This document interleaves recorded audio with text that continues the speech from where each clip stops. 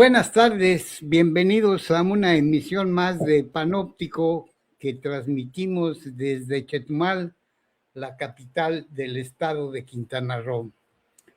La historia contemporánea de México está llena de represiones, de masacres, de matanzas, y hoy justamente este 10 de junio vamos a hablar del más conocido como el Halconazo, que fue un jueves de Corpus Christi, el 11 de junio de 1971, cuando el presidente era Luis Echeverría Álvarez. Y para hablar de este tema nos acompaña el doctor Armando Hidalgo Rodríguez, a quien le agradezco infinitamente que haya aceptado esta invitación. Buenas tardes, doctor. Gracias, Mario. Muy buenas tardes. Siempre es grato poder dirigirme a la población con la historia moderna, la historia que han querido esconder nuestros gobernantes. Sí, adelante. A ver, nos entendemos. Sí, dime. No, te escucho. Adelante, doctor. Hace ya 55 años. Exactamente. Un 10 de junio, aproximadamente a esta hora, un poco antes, se hizo todo la masacre característica de nuestros gobernantes, incluyendo la de ahora, ¿eh? Ok. ¿Te parece bien si vemos un pequeño video para escenificar de lo que vamos a hablar? Claro, me encantaría. Va.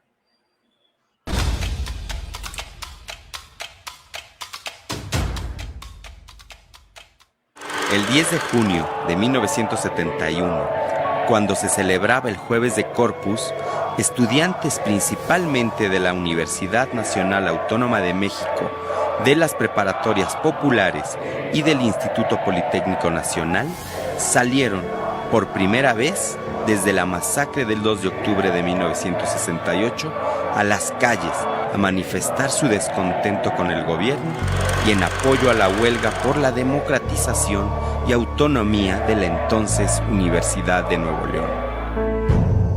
Cuando el contingente avanzaba, los llamados halcones, un grupo paramilitar formado por jóvenes reclutados en algunos barrios de la capital mexicana y entrenados por los gobiernos de México y Estados Unidos, arremetieron violenta y frontalmente contra las y los estudiantes. Participaron en la represión más de 2,000 elementos del Cuerpo de Granaderos y de la policía del entonces Departamento del Distrito Federal. Se habla de 120 fallecidos, cientos de heridos, entre ellos estudiantes, civiles y prensa nacional e internacional. A esta masacre se le conoce como el Halconazo. Los actos represivos de ese día violaron los derechos a la vida, a la integridad personal, a la libertad de reunión, a la libertad de expresión y a la protesta social pacífica. Desafortunadamente, más de 50 años después de la brutal agresión, no ha habido justicia. En la CNDH hacemos memoria por todas las víctimas y por el derecho a la verdad, a la protesta social y a la rebelión. Comisión Nacional de los Derechos Humanos. Defendemos al pueblo. Doctor, para empezar, yo quisiera preguntarte por qué es importante recordar esta fecha y lo que ocurrió ese 10 de junio de 1971. Bueno, pues es que quien no conoce la historia está condenado a repetirla. Y desgraciadamente, tan no se conoce que se está repitiendo. Calladamente, piano, pianito, dice el dicho. Pero es la misma represión de hace 50 años, de hace 60, de cuando López Mateos, de cuando Ruiz Cortines, de cuando Miguel Alemán. Es la misma represión con el mismo cuerpo represivo, ahora llamado Fuerza Pública o algo así, que entonces eran los granaderos, en fin. Y desgraciadamente se trata de olvidar esa historia para que no exista testimonio de las masacres que ha sufrido el pueblo de México. Entonces, mientras no conozcamos esos datos, es muy fácil que se vuelvan a repetir. Quien no conoce su historia vuelve a lo mismo. Exactamente. ¿Te parece bien que recordemos el pliego petitorio de ese 10 de junio? Pues sí, básicamente ha sido el pliego petitorio de todos los movimientos. El punto entre todos es libertad a los presos políticos. Exactamente. Bien, si me permites, voy a empezar por el primer punto: solidaridad con la Universidad Nacional de Nuevo León. Apoyo absoluto a la democratización y defensa de la autonomía de la Universidad de Nuevo León. 2, que lo acabas de mencionar, libertad a los presos políticos, exigencia de liberación de estudiantes y líderes sindicales encarcelados, reapertura de escuelas y cese a la represión, exigencia de reapertura de la vocacional 7 y el fin a las persecuciones contra estudiantes de diversas instituciones. Ley orgánica, rechazo a la ley orgánica impuesta en la Universidad Autónoma de Nuevo León, que recortaba presupuesto y afectaba la estructura de gobierno universitario. La marcha que avanzaba del casco de Santo Tomás hacia el Zócalo fue brutalmente reprimida por un grupo paramilitar de choque conocido como los Halcones. Bueno, ¿en dónde estabas en ese momento? ¿Cómo es que estás bien informado de esta fecha? Cruenta fecha. Mira, estaba yo estudiando entonces en el Colegio de Ciencias y Humanidades de la UNAM. Estábamos estrenando esos colegios, sí, los CCH. Y pues sí, ya como era turno vespertino, la mayoría eran adultos y nos fueron a invitar a la marcha. Con la esperanza, con la experiencia del 68, pues sí, yo estuve pendiente de ir a esa manifestación. Te voy a contar, y le voy a contar a toda la gente, una experiencia bien bonita que me salvó la vida. Tenía yo una novia, María Antonieta, una muñequita preciosa, la chamaca, muy inteligente. Aquí es donde reza muy bien el dicho: jalan más 2 tetas que 1000 carretas. Pues entonces le invito a ella y a todo el grupo, pero nada más ella me siguió, era mi novia. María Antonieta, vamos pues. Tomamos el camión, porque nos transportábamos en autobús. Camioncitos que había entonces, chatos que se les llamaba, para dirigirnos precisamente al casco de Santo Tomás. Ese autobús, pero mi idea era esperar toda la manifestación precisamente en la Normal, en la Avenida de los Maestros, con México-Tacuba, la calzada México-Tacuba, donde está el metro normal. Esa era mi idea. Entonces, veníamos por una avenida que se llama Circuito Interior. Llegando a la calle de Alzate, vemos un hotelito, un hotelito. Y te digo, jalan más 2 tetas que 1000 carretas. Me dice inteligentemente esta muchacha, oye, si nos bajamos y nos metemos, vamos a quedarnos aquí. ¿Qué de veras? Eso me salvó la vida. Nos salvó también a ella. Pues claro, pues vámonos al hotel, nos metimos al hotel. Se oían balazos, se oía ruido. No era normal esa tarde. Había mucho alboroto. Pero yo me imaginaba, es que éramos tan ingenuos, me imaginaba que eran cohetes, que era algo que estaban celebrando los estudiantes. Ya en la noche, hasta que salimos del hotel, nos dimos cuenta todo lo que había pasado, porque caminamos precisamente hacia la México-Tacuba. Eran como las 10 de la noche.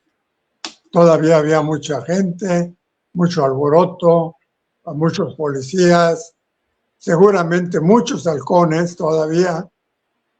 Y pues no nos explicábamos. Hasta el día siguiente fue cuando me enteré todo lo que había pasado. Sí supe, porque yo tenía muchos amigos en la normal, yo soy maestro, soy de la generación 68, de la Escuela Nacional de Maestros, de allí, precisamente de la normal, en donde supe que habían entrado los halcones a golpear estudiantes. Ahí perdí yo 2 grandes amigos, uno de ellos entrañable, el Gato. Entró corriendo a la normal, lo siguieron y frente a la torre de la normal, lo mataron, lo masacraron. Eso fue lo que me enteré al día siguiente. Y lógicamente, con la información de todas las personas, todos los compañeros, en fin, todos los que había yo conocido en 68, esos líderes, supe cómo había estado el movimiento. En ese entonces estaba liderando este señor Elí de Gortari, primo de Carlos Salinas. Eli de Gortari, sí, cómo no. Así es. Ideólogo de izquierda. Ándale. Y no se supo dónde pasó, qué pasó. No se supo si se quedó, si corrió, si lo agarraron. Yo no supe más. Todo eso fue mi experiencia en ese día del 10 de junio. Claro, posteriormente sí hubo mítines en el mismo CCH, hubo información, pero al día siguiente, el día 11, viernes, nos enteramos de todo lo que había pasado allí en la Avenida de los Maestros con la México-Tacuba. Armando, ¿tú te acuerdas de qué publicaron los medios de comunicación impresos y la televisora, que en ese entonces era prácticamente una? ¿Tú recuerdas cuáles eran los titulares o cómo se refirieron a esa masacre? Lo que más me acuerdo es pleito entre estudiantes. Se atacaron unos a otros, se pelearon los estudiantes, se pelearon los jóvenes, nada más. porque en ese entonces, precisamente, desde el 68, se hablaba de un boicot a la prensa y un boicot a Televisa, a Jacobo Zabludovsky. Yo siguiendo todo eso, aún en ese año, yo ni periódicos, ni radio, ni televisión, ni noticias por televisión. Entonces, en realidad, poco sabía cuáles podían ser los encabezados. Sí, lo que escuché y la versión que dieron toda la gente de gobierno era esa de que había habido una manifestación y que habían peleado entre jóvenes, entre ellos mismos.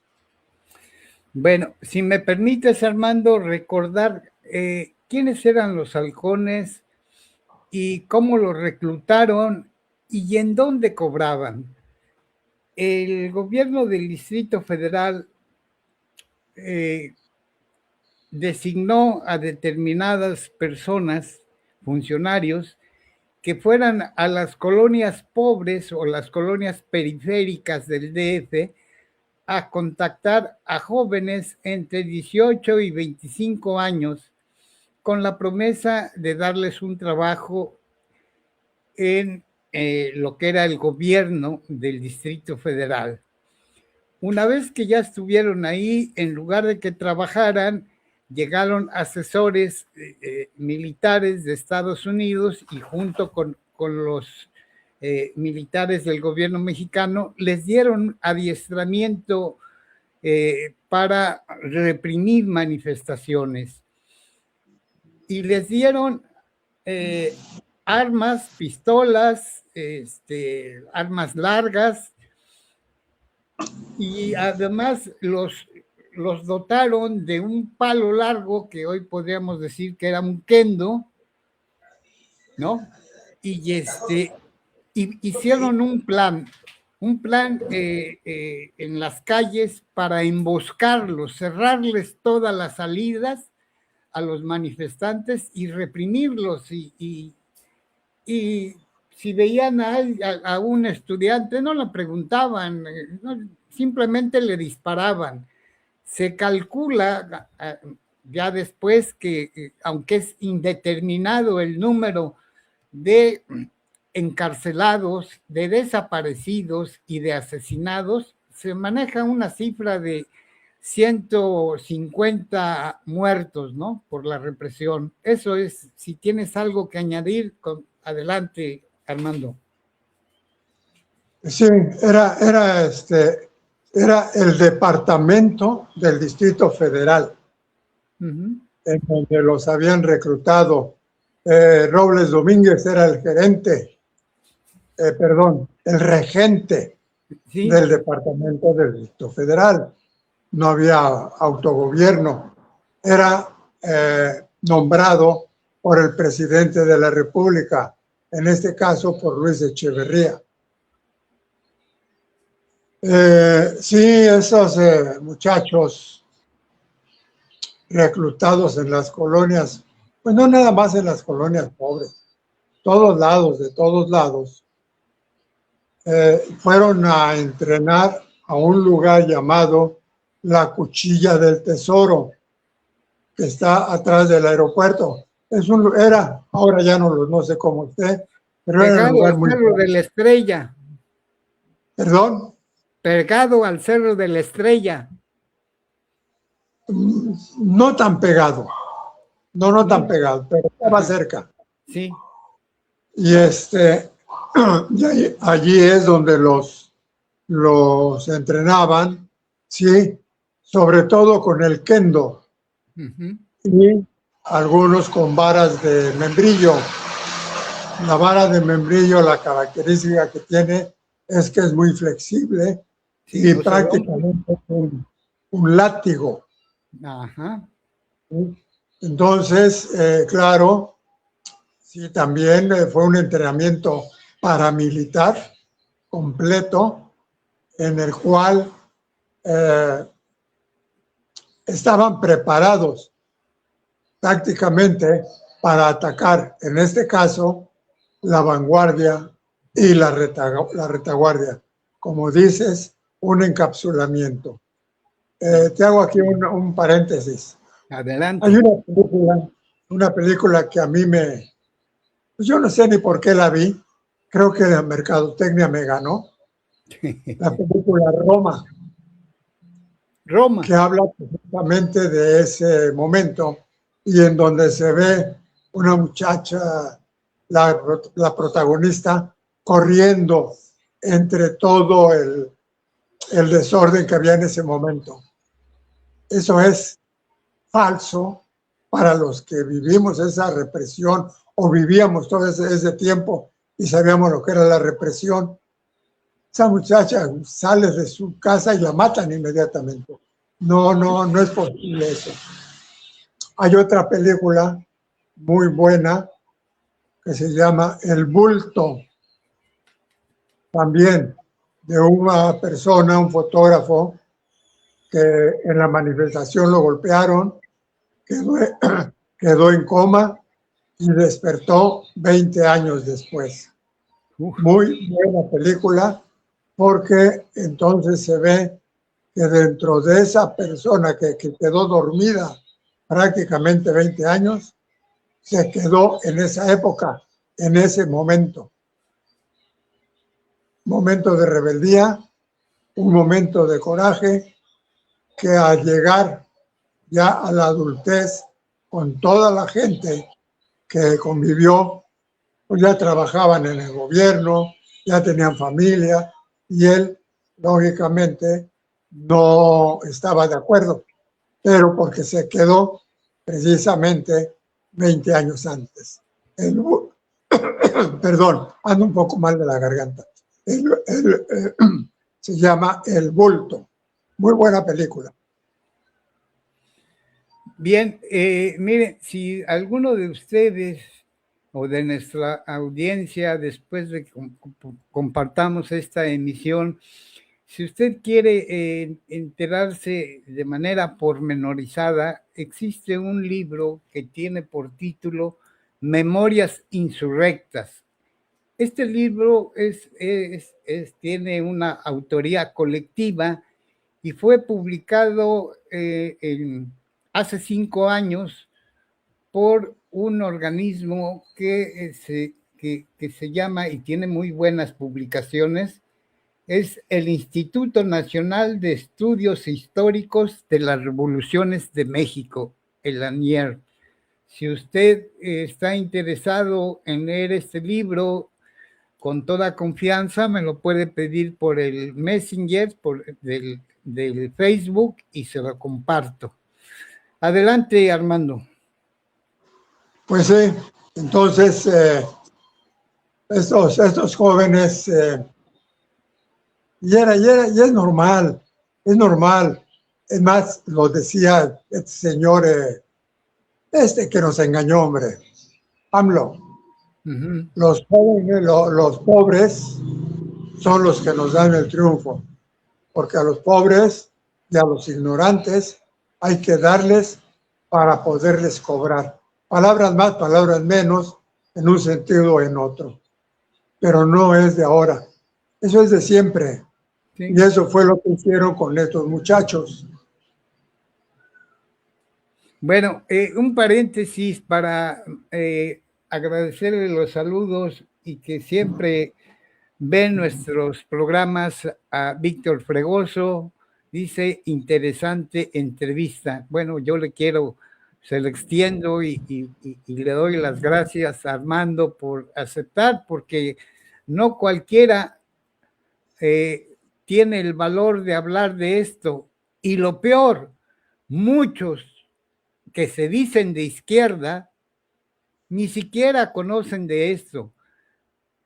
¿No te llama la atención, Armando, que en esta fecha, sobre todo en Morena y en el PT, que se dicen de izquierda, ninguno haya salido cuando menos a decir hoy ocurrió hace 55 años esto? ¿No te llama la atención ese silencio? ¿O es ignorancia? ¿O es complicidad? ¿O qué es? ¿Cómo interpretarlo? Pues es complicidad. De hecho, este silencio no es de ahora. Este silencio es de muchos años. Por eso te digo que es la historia que quieren que el pueblo mexicano lo olvide. Porque no les conviene saber que hubo ese tipo de manifestaciones y de masacres, como no les conviene saber en esa época, 71, 70, 71, 72, la guerrilla tan poderosa que había en Guerrero y Oaxaca, con Lucio Cabañas y Genaro Vázquez, donde también varios de mis amigos se fueron al lado de Genaro Vázquez. Entre ellos, uno que le llamábamos el Bicle, no era el Bitle, el Bicle. El Bicle. Bicle, sí, con C. Y se fue prácticamente a morir allá a la Sierra de Guerrero. Estaba de moda en ese momento, bueno, no de moda, estaba en su apogeo, esa guerra de guerrillas en ese estado, en Guerrero. Un estado muy, muy luchador, un estado que no tan fácil se ha agachado ante los gobiernos. Entonces, ya no hay ese sentido de lo que se puede llamar izquierda. Ya no saben, los gobiernos que tenemos no saben qué es izquierda.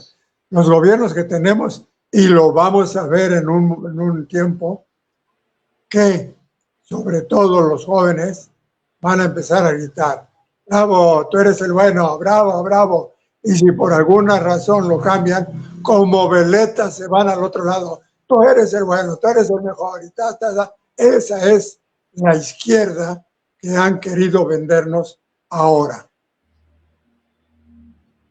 Ahora, Armando, tú que como maestro, ¿tú has sabido que en alguna institución de educación media superior o en cualquier universidad pública o privada se les hable de estos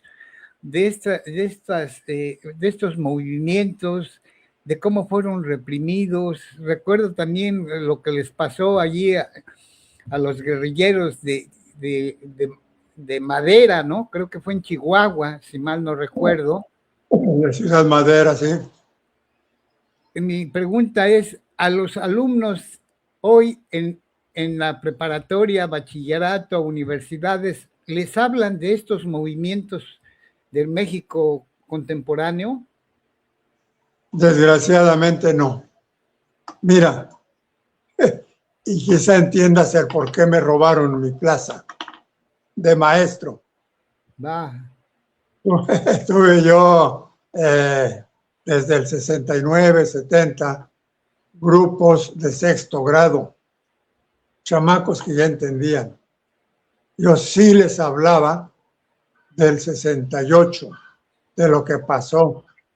Luego, cuando los jueves de Corpus, les hablaba qué había sucedido, por qué esas cosas, qué era el tipo de gobierno que teníamos. Pero de ahí en fuera, te digo, estuve yo en el CCH, estuve en la Escuela Superior de Odontología, nada de eso. En el CCH empezó a haber algo así de rebeldía, pero no, se cayó de repente. Claro, no hubo un líder que nos pudiera llevar por ese camino. Y de ahí en fuera, pues nada, no, que yo sepa, no hay en donde deberían de hacerse en las universidades, no hay una narración o una historia o una alusión a esa parte de la vida de México.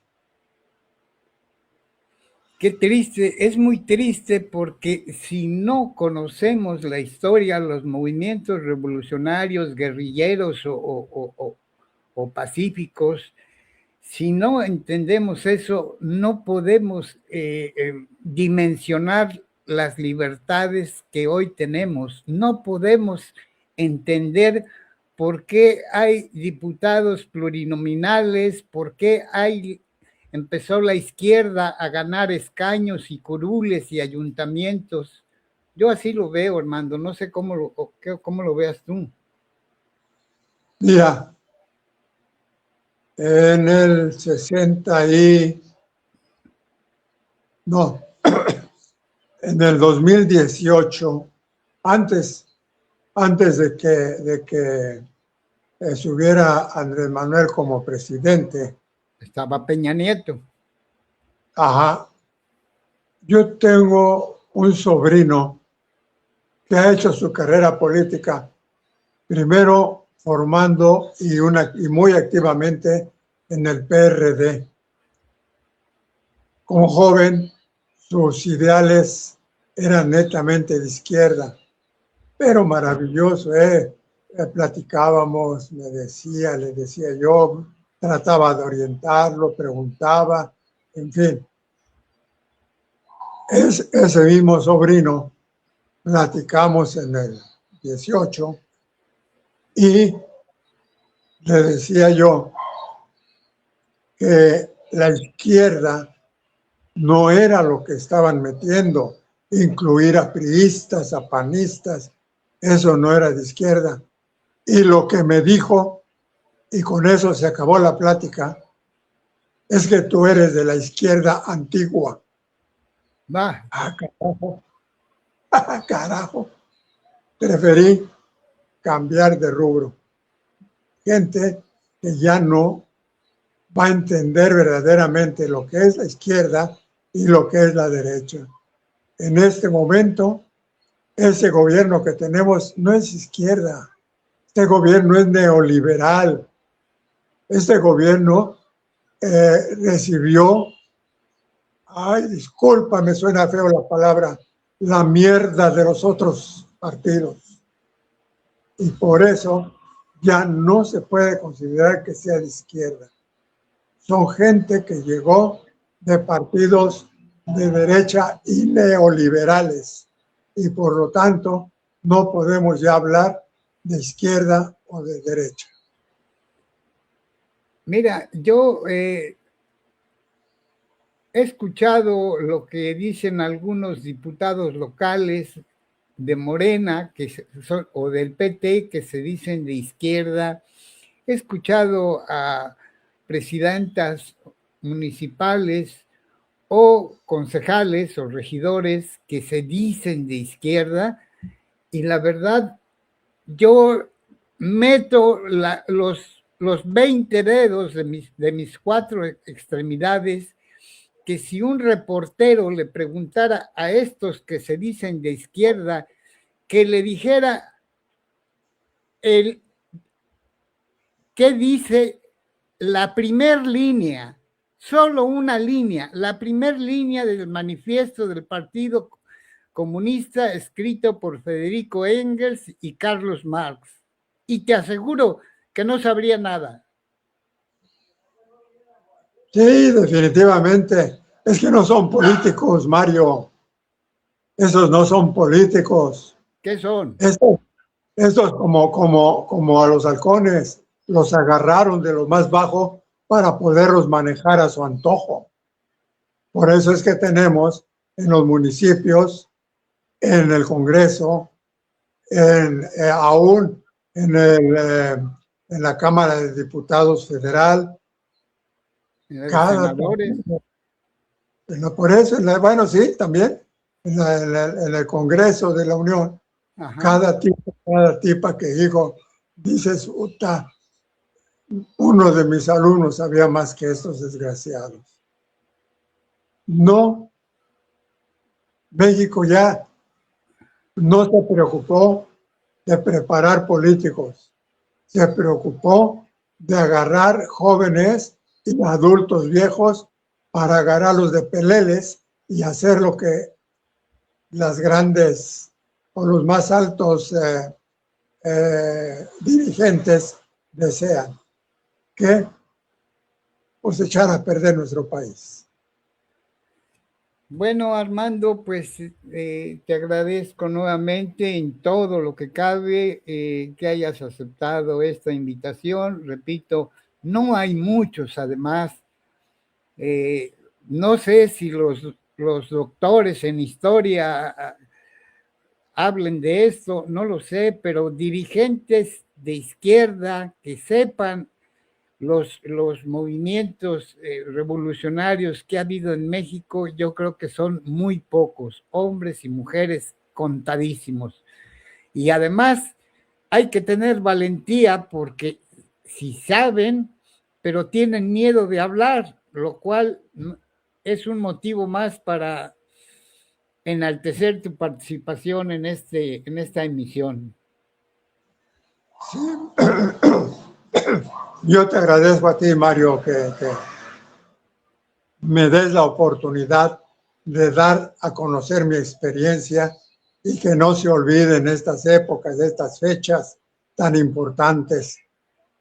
El causante de esa masacre del 10 de junio, Luis Echeverría Álvarez, y también del 68, Luis Echeverría Álvarez fue enjuiciado. Aquí quiero recordar a una maravillosa compañera de lucha, Ignacia Rodríguez, le decíamos la Nacha, de la Facultad de Derecho, una mujer luchadora. ¿Perdón? Además de ella, había otra muy famosa de cuerpo así robusto, la Tita. Sí, Roberta, buena la Tita, oradora. La Tita. Sí. Sí, nombre, es mujeres que sí eran de izquierda. Entonces, la Nacha luchó mucho porque fuera condenado Luis Echeverría y logró hasta cierto grado, lástima que fue nada más a tole con el dedo, de que fuera recluido en su domicilio. Me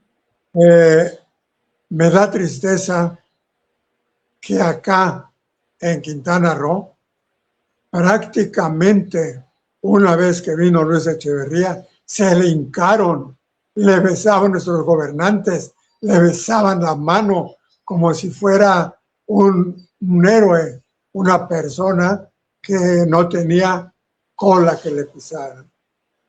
Yo sí quiero agradecerle a la Nacha, ya murió, ya falleció, toda la lucha que realizó para que fuera condenado este responsable de la masacre, y ojalá salgan más Nachas, más Titas, para que también puedan enjuiciar y encarcelar a todos aquellos que están alcahueteando al crimen organizado y puedan condenarlos y guardarlos en el lugar que se merecen, vestidos de naranja y en una celda sin comunicación.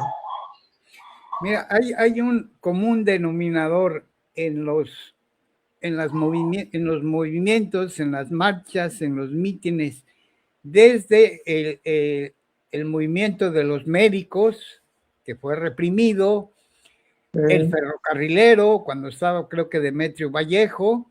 Valentín Campa y Demetrio Vallejo, sí. Y luego el del 68 y luego el 71. Entonces, sí, antes estuvo el de los maestros también, sí, que fue duramente reprimido, y su líder, Otón Salazar, encarcelado. Un ejemplo para muchos maestros de ahora.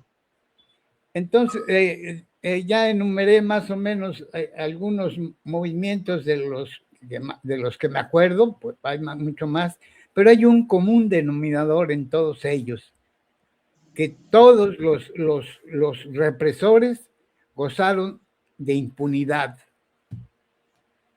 Pues Armando, te dejo la difícil tarea de cerrar esta transmisión con lo que quieras decir. Pues nada más, repito, el agradecimiento, ay, esa garganta, el agradecimiento que me brindes esta oportunidad de dar a conocer nuestra historia, esta historia que los gobernantes quieren que sea olvidada. Yo espero que gente como tú, periodistas de corazón, continúen mientras se pueda recordando estos hechos para que nuestra historia no se olvide. Ojalá que en estos días no pase una desgracia. No va a pasar. Es todo, Mario. Gracias a ti. Gracias, mi estimado amigo Armando Hidalgo Rodríguez. Nos vemos hasta la próxima o cuando tú quieras. Aquí estamos. Estoy a tus órdenes. Que tengas una excelente tarde. Gracias.